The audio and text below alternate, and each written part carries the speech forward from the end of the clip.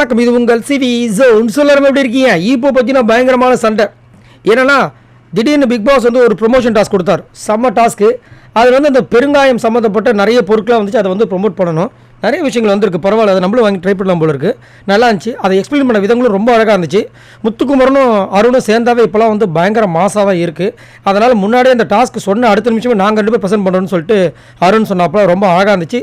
அதுக்கப்புறம் 2 பேரை வந்துட்டு போய் அதுக்கப்புறம் முத்துக்குமரன் அண்டு அந்த அவங்க தான் வந்து வின் பண்ணாங்க. அந்த ஃபேட் பண்ண வந்து அழகாக என்ன சொல்லி சொன்னார்னா, ஏன்னா அங்கே வந்து குறிப்பிட்டிருந்தாங்க அந்த டிஷ்ஷுக்கு 1 பாயிண்ட் தான் அந்த எக்ஸ்பிளைன் பண்ணுறாங்க பார்த்தா ப்ரெசன்டேஷன், அதுக்கு தான் அதிகப்படியான பாயிண்ட். அப்படின் போது அதை வந்து சொல்லி நீங்கள் தான் வந்து நல்லா கரெக்டாக எக்ஸ்பிளைன் பண்ணீங்க அப்படின்னு சொல்லி வின் பண்ணிட்டாங்கன்னு சொல்லியாச்சு. இதில் என்ன ஆகிடுச்சுன்னா, ஆப்போசிட் இந்த எக்ஸ் கண்டஸ்டன்ஸ்க்கு ஒரு இது ஆகிப்போச்சு. அவங்க தான் வந்து இது பண்ணாங்கன்னா, அப்போது நாங்களாம் ஒழுங்காக பேசலையா அப்படின்ற மாதிரி அவங்க எடுத்துக்கிட்டாங்க. அது மட்டும் இல்லாமல் என்ன வந்து ஆகிப்போச்சுன்னா, ஃபேட் பண்ணுற வந்து இருக்க வந்துட்டு முத்துக்குமரனும் ரொம்ப பிடிக்கும், அதனால் அவர் ஜாடா தட்டிட்டார், அதனால தான் வந்து இங்கே அவங்க வின்னுன்னு சொல்லிட்டாரு, இல்லைனா நாங்கள் தான் வின் ஆகணும்னு சொல்லிட்டு அதாவது ஆட்டோமேட்டிக்காக அது ஒரு விஷயங்கள்லாம் வரும். அது வந்து வரும், அது வந்து மாற்றுக்கிறதே கிடையாது. இவங்க வந்து இதை இப்போ தான் வந்து ஃபர்ஸ்ட் டைம் அனுபவிச்சிருக்காங்க. இதுக்கு முன்னாடி இங்கே வந்துட்டு முத்துவன்கோ எவ்வளோ அனுபவிச்சிருக்காங்க நம்மளுக்கு தான் தெரியும், சரிங்களா?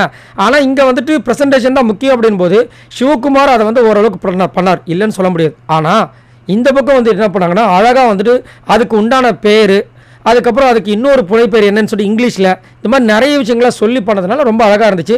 அதுக்கப்புறம் விஷால் அடிஷனலாக ஒரு எஃபர்ட் ஒன்று பண்ணார், அதனால் இது பண்ணாங்க. ஆனால் இங்கே இருக்கவங்களாம் வந்துட்டு அது இன்னும் எப்போ பார்த்தாலும் லாங்குவேஜ் வச்சு இது பண்ணி சொல்லிட்டு சுனிதா செம்ம டென்ஷனை கத்த ஆரம்பிச்சிட்டாங்க.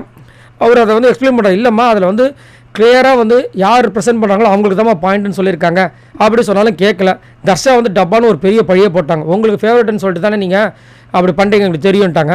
இன்னொரு பக்கம் ரியா வந்து புலம்ப ஆரம்பிச்சிட்டாங்க. ரயான்னு சொல்கிறாரு, நாங்களும் இந்த மாதிரி நிறைய வாட்டி தோற்றுருக்கோம், ஆனால் இந்த மாதிரி புலம்புறது கிடையாதுன்னு அவங்க 2 பேர் முட்டிக்கிறாங்க.